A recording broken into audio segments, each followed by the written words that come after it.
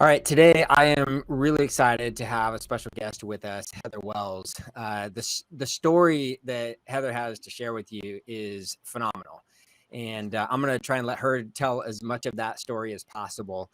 But Heather, I believe you just got home from a 10-day vacation in Hawaii, Yes. provided by your business. And Yes. let's just back up. I don't know how many years, 5, 10 years Mhm. ago. Would that have been possible in your life then, to be able Absolutely not. to provide for yourself a 10-day vacation? Absolutely not. No. No way, No. Jose. No way. Right? So, Never. so let's just jump right into that story then. Yeah. Back up as many years as you would like. Let's just start as well with you are currently a single mom, Mhm. providing for your family with this Mhm. business that you created out of thin air, which I think is Yep. amazing, and it's providing you this 10-day vacation in Hawaii. Mhm. But let's back up a few years, maybe kind of the low point. Where were you, Mhm. and what were your thoughts at that point? Yeah. So first, thank you for having me on because I Absolutely. absolutely adore you. So I'd say probably we'd have to go back. I mean, if we went all the way back to before I was a single mom, so I actually am a single mom of three, and my oldest, I have twin 21-year-old boys, so it would be a little while back. And I've been a single mom for the entirety of this time. And it was a struggle for a lot of years. I'd say about 8 years. I was on and off government assistance, mostly on, simply because I had two children at the time and then had a third 7 years later. Um, and the cost of childcare for those kids was more expensive than my rent. And so, as a single parent, and I wasn't getting any child support, I basically had to get on government assistance in order to work a full-time job. So I was one of the people who, I'm not sitting there just, lazing around on the couch eating candy and watching soap operas. I worked a full-time job, but I couldn't afford the childcare that I needed to work that job. So so I struggled for a really, really long time. And it wasn't until, and either I would work jobs, and um, the biggest issue was that, everybody always says, pull yourself up by your bootstraps, work really hard, you can achieve all this stuff, which is technically true. However, when I started doing better and I would work really hard and I would do a good job, as soon as I got a pay raise, which is exactly what's supposed to happen, I would make too much money to qualify for the assistance I was on, but not enough money to actually afford childcare. Right. So there's this nice gap that's in there that causes people to just be really stuck. Yep. And that's where I was for a really long time. And I thought that I was kind of doomed to stay there.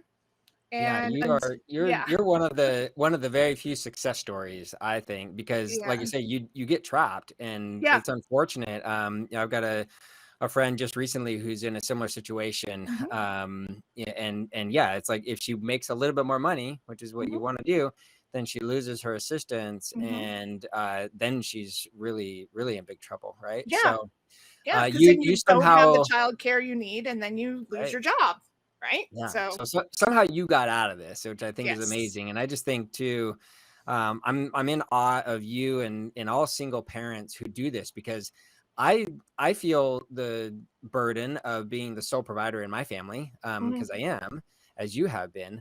But mhm. I also have support. Right. I have a wife who does the other part Mhm. of raising a family, and I Right. just can't even fathom having to bear the burden of all of the child raising and all the stuff that goes along with that, dealing with teachers and Mhm. dance classes and everything else that goes And with all the raising children, things. along with being the sole provider of the family. Mhm, My hat's off to you. It's mm. amazing. So Thank so you you. become very passionate about helping Yes. other single moms, and we're going to get to Mhm, in a minute what you've done there. And you've got mhm. this amazingly successful podcast now with tons of single moms and all this kind of stuff. It's phenomenal what you're doing. But yeah, let's go back to that point. How Yeah. did you climb yourself out of that trap? Um, honestly, I just sort of stumbled onto it by accident. So I actually was working as a waitress at a local sports bar because it was the job that I could find that would provide me hours while friends or family could watch my kids because that was the only way I could do it. And so I actually got fired from that job and spent about a day freaking out. And thankfully, it was like right after I had gotten my income tax refund. So it wasn't as bad as it could have been. But I thought to myself, I spent a day like, moping around and having, my nice little pity party. And then the next day I decided, okay, well, I have a background in executive assistant and administrative assistant. That's what I had done for years. And so I was like, well, I'm just going to go and get another job. I don't want to go back to waitressing. I don't want to have to deal with any of that again. And especially because there was no benefits. There was just nothing. Like, I went back to work 2 weeks after having a C-section from my daughter. Yeah. Because I had to, because I didn't have any paid time off, nothing. So, right. yeah. My doctor was not pleased. Sure. But so anyway, I was like, I really need something. Like, I can't keep doing this. I have to figure something out. And so I started looking at what jobs were out there, and I was like, okay, this one looks good. It pays, $13 an hour or whatever. And of course, again, this was like, a little while back. So that was pretty decent. And I was like, all right. And so I looked into and I started calling childcare places, and I was thinking to myself, okay, my 2 boys now are in school, like full time, not half time, not half day kindergarten. So it would only be after school. So I might be able to afford this now, right? Sure. I might be able to swing it. So I called, and no, it was $2,300 a month to put my 3 kids in childcare. Wow. I pay $1,100 a month in rent. Right.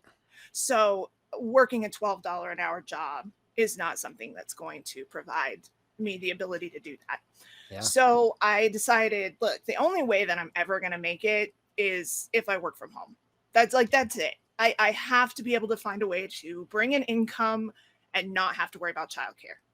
So I just sat down and opened my computer up and just started researching and found, a bunch of scams and all the stuff that's out there, and then everybody, pushing the multi-level marketing stuff on me, like all that stuff. I'm like, no, Right. I am not that person. So I decided I found something, and it was an article about being a virtual assistant. And I was like, oh, what is that? I'd never heard of that. And so I just started reading, and I was like, oh, I can totally do that.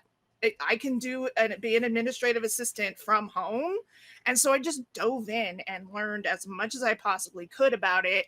And that day, started a profile on, it was called Elance back then. It's Upwork now. Right. So I started a profile. I put all my experience in there. I took the little tests. I did all in one day. I was like, I'm going to make this happen. Like, I got to figure this out. And if I can work from home and make money, score, right? Like, that's perfect. And I got a couple of clients, and it definitely was a struggle for a while because you're brand new. And so I didn't have a full-time income. So I was still on government assistance, and I worked something out with my landlord, who was very sweet. He didn't kick me out, thank God. But it took me a minute. But then I realized I'm not limited by my location. I'm not limited by my transportation. I'm not limited by daycare. I'm not limited by anything.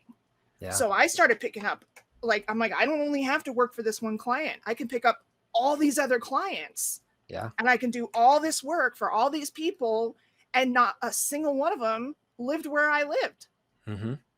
So it was like this amazing, I didn't know how more people didn't know about this. I was like, how do people not know that this is an option? Because this would have saved me for years. Yeah, for sure.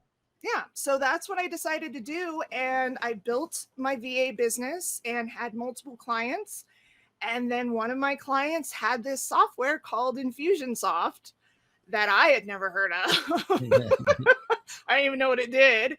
But he's like, yeah, I want you to enter all these business cards into Infusionsoft. And I was like, Infusion what? And he showed it to me, and I became one of those weirdos who was like, "Ooh, I really like how this thing works." Yeah. And just decided to learn as much as I could about it and then built a consulting business around that. That's awesome. Yeah. So at what point were you able to get off of government assistance, kind of get out of that trap? You're making enough Mhm. money to cover all your expenses and without the government assistance, right? Mhm. Um 6 months. So it took 6 months from the 6 time you months. first got onto Elance. You Mhm. were able to get enough clients, enough income to replace Mhm. all of that. That is Yep. amazing. I mean, it was a tight budget. Like, I'm not gonna Sure. lie. I mean, it was still, but it was okay. I don't need this, right? Yeah. So I'm not gonna take it. I don't need it. So Yeah. it was the best day ever to be able to. They sent me the paperwork because you get the redetermination things all the time, and filled it out. And I was like, you know what? I don't need any of this anymore. The only thing I do need is healthcare, the insurance, but my Yeah. kids were covered. So for a long time, I still didn't have insurance, like, Hmm. up until, they passed the whole ACA thing. But at least my kids were covered. So as long as they were covered, that's all I cared about. Right. Yeah. So I had that still. So not totally off, but as far as like no help with rent, no help with food, no help with anything else. So That's amazing. So yeah. so tell us what that felt like, to go from so many years of being dependent to now Mhm. like you're making it on your own. Yeah. Being able to be self-sufficient is for a single mom, for people who, I mean, I think one of the biggest misconceptions that a lot of people have who've never been through the system is that the people who are on assistance are just loving life because they just get free stuff, right? And I don't think they realize that the majority of us, it's embarrassing. Like, Sure. we don't like feeling like, I mean, just imagine you go and you stand in line with a bunch of other people and you have to walk up to the window and say, I need help taking care of my kids because I can't do it by myself. That's Hmm. very demeaning. It's Yeah. it's hard, and nobody wants to feel that way, right? So the majority of us are not out here just living off the government because we're lazy. Like I said, I worked a full-time job, and knowing that I couldn't support my family with that full-time income was also very frustrating, Sure. right? So um so being able to fill that out and say I don't need this assistance anymore, it felt like a weight got lifted off of me. And I know that sounds really cheesy, but it's true. No, it It doesn't sound cheesy at all. It sounds real, like a Yeah, real massive weight, right? yeah, Yeah. because it feels like a weight got lifted, and because it was so empowering, like Hmm. to feel like I am finally in control of what's going on with my life. Yeah. I'm not, stuck. I'm able to bring myself out of it. And so it was definitely very empowering. It helped my self-esteem. It made me feel better because nobody wants to feel like a drain Right. on anybody, on the system, on other people. Like, for the most part, most people don't want to feel like that. Sure. And like you said, just that empowerment, the fact Yeah. that you dug yourself out Hmm. gives you this huge boost of confidence, right? Yeah. I'm curious And to to feel like I know. was in control of my life finally. Like, Yeah, instead of my life happening to me, totally. you know what I mean? Yeah. So I'm curious to know what you think the impact has been on your kids. They Mm. saw mom in one stage of life. Now they Mhm. see mom in a totally different stage of life. What do you think their views on all of this are, and how their outlook on life has changed? Mhm. So it definitely helped me have a much better relationship with my kids. So being able to work from home and do what I do means that I get to be more present in my kids' lives, because if Hmm. if you think about it, I was working a full-time job, and when I was putting my kids in daycare, um it was wake them up early, rush them through breakfast, get them ready, rush myself to get ready, put them in the car, make sure they have all their stuff, whatever, drive for however long, 15 minutes, half hour to the daycare, drop them off there, drive to work, sit in rush hour. I so don't miss rush hour. I love that I don't have to deal with rush hour. Right. Um, and work your shift, get done at 5 or 6, drive some more, pick them up, rush home, have to worry about dinner, homework, whatever. I got like maybe an hour of quality time with my kids a day where we weren't having to actively like eat, cook, homework, bath, whatever, right? Like, Sure. so, and, you know, God forbid any of them got sick. Mm-hmm. Then I had to call off of work. I got fired from I don't know how many jobs. I mean, that was the other thing that's part of it too, because I didn't mention it in this. Both my boys are special needs kids. So Mm-hmm. both my boys are shaken baby survivors, and they have traumatic brain injuries. And one of my boys has significant developmental delays. And because of that, I had to leave work a lot. I had to leave early, I had to come in early, had to miss entire days. My son has had to have MRIs, CAT scans, neurologist appointments. I mean, physical therapy, occupational therapy, all the things just to try and live a quote unquote normal life. Right. And I lost multiple jobs Hmm. because of the fact that they're like, you know, we like you, you do a good job, but we need somebody who can actually be here. Right. And so that was hard. If my kids were sick, you know, and that's another hard part for single moms. You know, you see people all the time, they're like, don't send your kids to school sick. But What else if do you you do? don't have, like, what else am I supposed to do? I'm Right. gonna lose my job, Yeah. right? If I don't go, a lot of times would get fired, right? So it's so difficult because you have to make those decisions. And um now working from home, if they're sick, I'm still working, right? Sure. But I'm here and I'm taking care of them, right? I can't tell you how many times we spent days at Children's Hospital for neurology exams. My son, you know, he has seizures, so we have to stay overnight sometimes for those, you know, the EEGs where they put all the Mm-hmm. wires on their head, right? And he has to do a sleep study and things like that. I take my laptop and I'm able to be there in that room with him and still work and make sure that I'm present for him. Right. So it has improved my relationship with my children a million times over. I was able to volunteer at school. I never did that. I never was able to do that. Right. They would hand out the stuff, and I'm like, you don't hand that to me because I can't go. I'm like, I can't volunteer. I can't give you any of my time. I don't have any time to give. Sure. And so, yeah, it just made it so much better. And then from their perspective, it definitely changed things because I mean, I'm not going to say I've never, you know, I've spent so much like stress free. Of course I have stress, but Mm-hmm. I'm not as stressed. The Sure. stress level went down, my happiness went up, right? I'm just a much better parent for them Yeah. Yeah. That's because awesome. I don't have so much that I have to worry about. Sure. I think it's such a good example of what Clayton Mask always talks about with regards Yeah. to entrepreneurship and the way entrepreneurship, you know, benefits society in general. You know, Oh yeah. look at you now with control over your life, being a better parent, a better member of society. You're, you know, volunteering Mm-hmm. at school and doing all this kind of stuff. Mm-hmm. It's phenomenal. Yeah. So it seems to me like you've made at least two major transitions. One was out of you know, out of the trap, we'll call it, Mm-hmm. Oh yeah. into I call it a trap.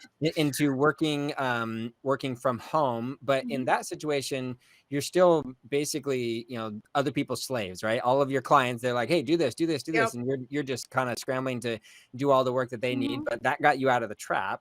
But then Mm-hmm. you've made another shift since then into, you mentioned a minute ago, your own consulting business around Mm-hmm. Keap and related things. Mm-hmm. So tell us what that transition has been like and what you're doing now. Yeah. So it was definitely ironically it was the client who introduced me to Keap Mhm. who ended up being the worst of the clients that I had. Right. Um and the most demanding, and helped me realize, okay, yeah, this is not, I don't like this. I had to really sort of have like a shift, a mind shift, right? And I think that's part of the biggest transition that I notice about from this journey, Mhm. is that becoming an entrepreneur, starting my business working from home, it really took me down that path of recognizing how sort of tunnel visioned I became, sort of like just that idea of, I'm a single mom, this is my lot in life, I'm going to struggle, there is no other way, right? Mhm. Just that. And becoming an entrepreneur and doing what I did has helped me open up my mind to the possibility of like, oh, well, if this isn't going to work for me, let me figure out a different way to make that happen. Yeah. Right. Instead of just being like, oh, this sucks, I'm stuck. Sure. And um, so when it came down to that type of business, like you said, where you're kind of a slave to other people and things like that, having that one client, especially, where I was like, you know what, I didn't get into business for myself to work for jerks, so we're not going to do that. And just that thought process of, and having people around me like you and other people that I've been introduced to in this journey look at me and go, no, why are you doing that? Like, don't do that. And that's so Right. hard at first, so hard to let go Yeah. at first, right? Because that's your income. Like, I can't fire this Oh, client he was because my they're paying biggest my client. bills, Yeah. right? He was Yeah. my biggest client. He was my biggest paycheck. Mhm. And telling him, no, I'm not going to work for you anymore, was so scary. Yeah, I'm Right. sure. But then I had, people like you and like Sam Bennett, right? And she's looked at me and she's like, let him go and triple your prices. I was like, what? Yep. I'm like, I'm sorry, you want me to charge how much? Yeah. Right. And she's like, yeah, do it. It's like, no. And she's like, people will pay you that much money. You know Yeah. what you're doing. You're undercharging. Mhm. And just the thought of, like, again, how freeing is it to think to yourself, I can decide how much I make? Mhm. Like, what? And That's you're not used to amazing. that. You're not used to that, No. right? Because in the trap, Mm-hmm. you're given a certain amount of money Mm-hmm. defined by the government, and you can only make Mm-hmm. a certain amount of money Yep. based on the hourly wages that are out there. So that's Yep. then you tie your own value to that. Well, I'm Mm-hmm. only worth $10 an hour or Mm-hmm. whatever it is, Yeah. right? And so then to be able to go and say, wait, I can charge people $30 an Yeah. hour, $40, $50. What? I can just do What? whatever. Yeah. Yeah, I literally had to go to an employer at one point during that time and say, I am going to ask you a question that you've probably never been asked. And he said, what? I said, I need you to pay me less. Hmm.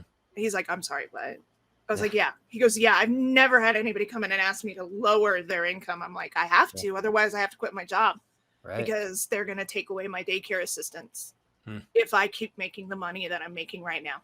Yeah. Crazy. Yeah, it's ridiculous. And so, and I'm like, or if you want, you can give me a $15,000 a year raise. I mean, I'll take that. Yeah. He's like, yeah, no, I can't do that. I'm like, well, it's one or the other, because Yeah. in the middle of that, I can't afford my daycare. Yeah. So, um, but yeah, so it definitely helped me, expand my thought process and make that shift to go, okay, I really don't want to, have this huge task list of these minuscule tasks and things like that. I really want to focus on sort of more of the big picture. I stopped doing VA work completely. And Mhm. I told my clients, I'm not going to do this anymore. I'm shifting over to this. And so that was scary too, because that was everybody. Totally. Like, I had a couple of clients who were like Keap clients, Mhm. right? And so I was doing Keap work for them, but the rest of my client base was VA work. Yeah. And so I literally was like reinventing my business again and saying, okay, I'm going to do this and I'm going to go all in. And it was the most amazing shift, because I was like, okay, instead of working for 10 people doing all this stuff and making this much money, I changed what I charge, and I work in this specialty now. Mhm. and I'm making the same amount of money, if not more, working for 4 people. Yeah, it's great. Right. So it was so much better. And that just gave me even more confidence and more just thoughts of like, oh my gosh, I'm doing this. I'm not, because even when I was a VA, I still had the like employee mentality. Sure. Right. I'm still an employee. Well, yeah, I'm because just you're getting tasks from someone else, right. right? So, Exactly. yeah. So yeah, so now it's more of a, I have the higher, the 50-foot version of what I'm looking to do and how I help my clients, and I do the big picture stuff. And now I'm, having other people who were like me do that work for me. Yeah, that's awesome. Yeah. So the majority of the people listening to the I Love Keap podcast are Keap customers. Mm-hmm. So let's talk about what you're doing for your clients. Like, what are without getting too deep into the weeds of Keap, but more the benefits for your clients. Like, Yeah. what are they getting out of hiring you? What are they getting out of Keap? Oh, Share with us what the benefits are for them. oh yeah. Well, other than just the benefits of having a system that helps you automate your business and your processes, like that just saves you so much. Um, so working with me, so the majority of my clientele right now, I'm shifting into actually helping my clients build out membership sites and online course portals. And so the benefits of those is a lot of people who get into business, whether it's coaching or, whatever it is that they're offering people, depending on, I honestly believe that almost any business can create an online course, to be honest. Even a brick and mortar store, a mechanic, here's how Yeah, you change your oil, right? Here's a 101 course for new car owners, right? Give this yeah, to your teenagers so they know what to do with their car that you're going to give them or whatever. I truly believe that anybody can put their knowledge online and make money from yeah, it. But it gives my clients the ability to put their knowledge out there where they don't have to physically provide it all the time. hmm It frees up their time so that they can put what they know out there. People pay for it, whether from a one-time course or a monthly membership fee where they get recurring monthly revenue. But it's just there, it's out there in the universe, and then they can take their time and focus it on their specialty or their higher end clients or charge more for their one-on-one services. It just offers a whole new level of revenue for them. yeah, yeah, Yeah. absolutely. So, let's talk a little bit about what you're doing now to kind of give back to the single mom community. Let's start Yeah. with with your podcast. Yeah. How many listeners do you have now on your podcast, and what's it called? So the podcast, it's super hard to remember. It's called the Single Mom Podcast. Real easy to find. And right now, so this month so far, it's a little slower this month because I went on vacation. So I missed an episode this week because I was like, nah, I'm not going to record an episode while I'm in Hawaii. But anywhere from 6,000 to 12,000 downloads a month right Yeah, now. So pretty that's decent, not too that's bad. that's amazing. That's amazing. So, so you've got this podcast, Single Mom hmm Podcast. You got hmm thousands of listeners and Yeah. downloads. What are you discussing? What's the whole purpose of the podcast? So the podcast is basically being a single mom, well, being a single parent. It's not just single moms, but I, speak what you know. I can't really speak to single dads, but any parent can come on and listen to it. But I obviously direct it towards single moms. But being a single parent can be very isolating, Mhm. and you are often, feeling the struggle and feeling like you're doing it alone. And there's so many of us out there that I wanted to put something out so that the single moms would have some inspiration, some humor, some support. And, my episodes vary. It kind of depends on, what's going on in the world, what's going on in my life. But always the intent is to try and inspire and help and just make people feel like there's a voice out there and other people who go through it and they're going through it the same as they are, right? And really to help people who, because I'm getting towards the end of my journey, right? And there's so many out there who are just starting and feeling defeated and hopeless and the struggle that I went through. And so I want to make sure that they know that, you don't have to have that tunnel vision. You don't have to sit here and go, this is my life. It sucks. I have to struggle. It's not. Yeah, that's awesome. You're Yeah. also about to launch, or maybe you've already launched a course for single moms. What's that all about? Not yet. So Not yet. I decided, not yet. I told you Okay. that it was the 1st of July. I gave you a date. I figured you would harass me about that.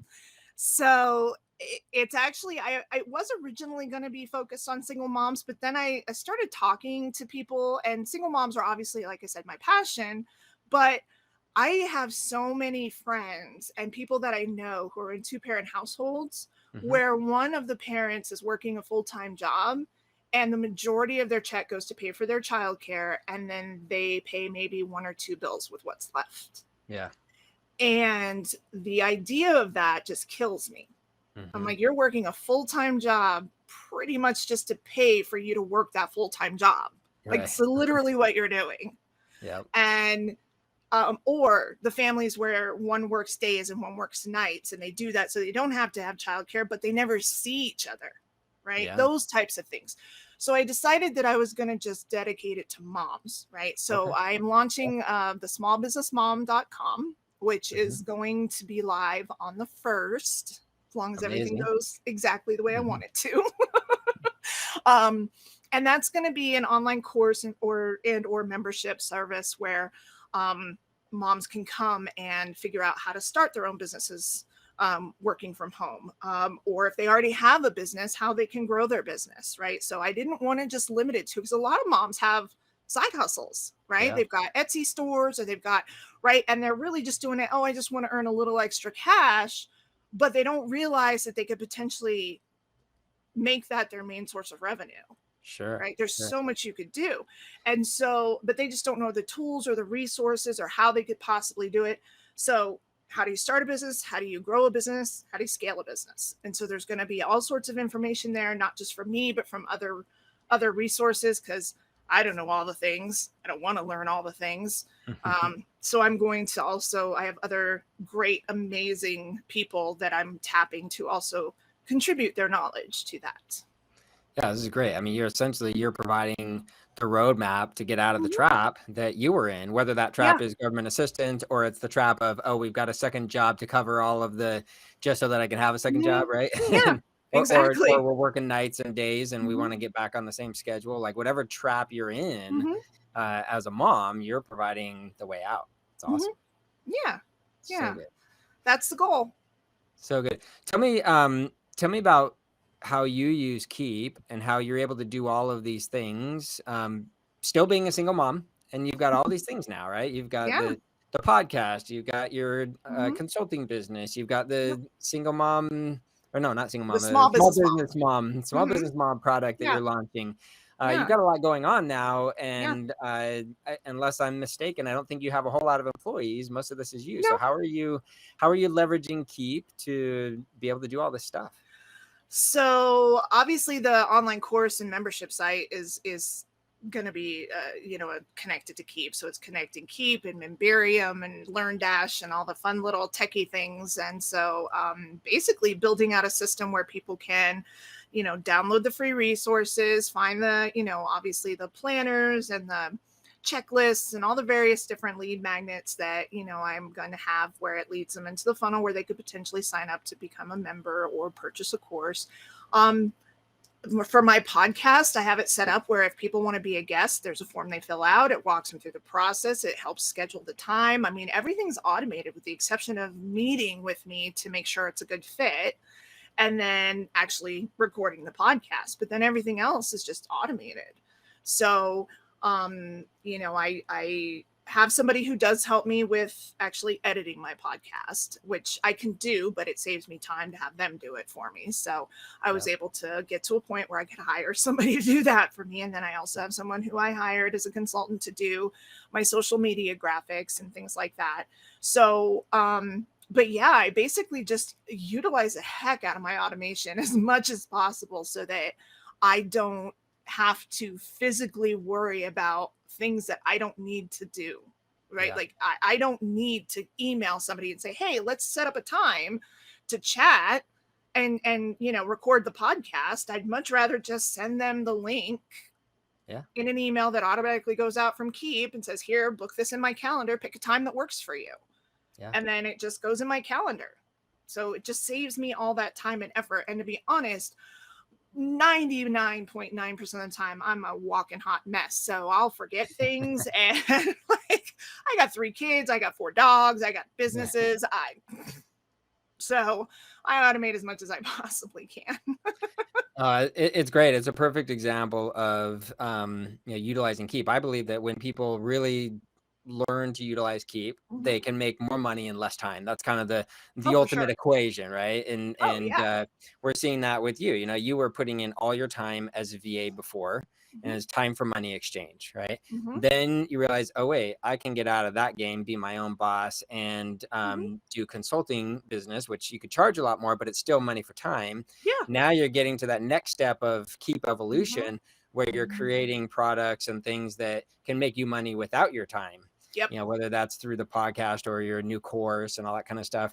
And then with your consulting business, you can just take on as many or as few clients as you want. If you want to have a slower time, you reduce your client work. And if you want to make a little more money, increase your client work. And you've got the ability to kind of manage that how you want. If you want to go on vacation to Hawaii for 10 days, I can do that.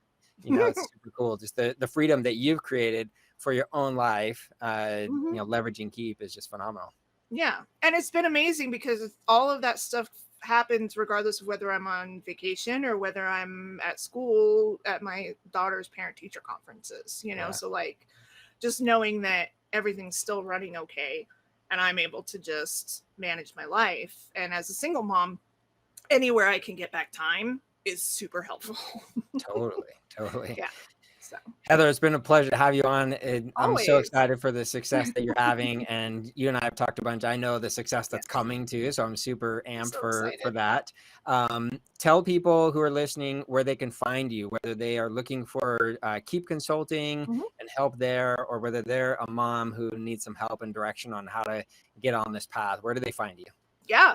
So for the Keap Consulting or the online membership courses and such, you can go to inspiredmarketingservices.com. That's the main website, and you'll see all the services and things that I offer there. And then for the moms who are interested in the Small Business Mom, like I said, that's not launched yet, but there is a coming soon page with a form on it. And if you fill that out, you'll get notified when it does launch. And then you can come check out all the awesomeness that's going to be there too. So is that smallbusinessmom.com? It is the smallbusinessmom.com. So the smallbusinessmom.com. Yes. Amazing. All right, Heather, thank you so much. And to anyone listening, connect with Heather. She's amazing. She actually used to be part of the Box Out team. Yep. We love Heather Wells. And thank you, Tyler.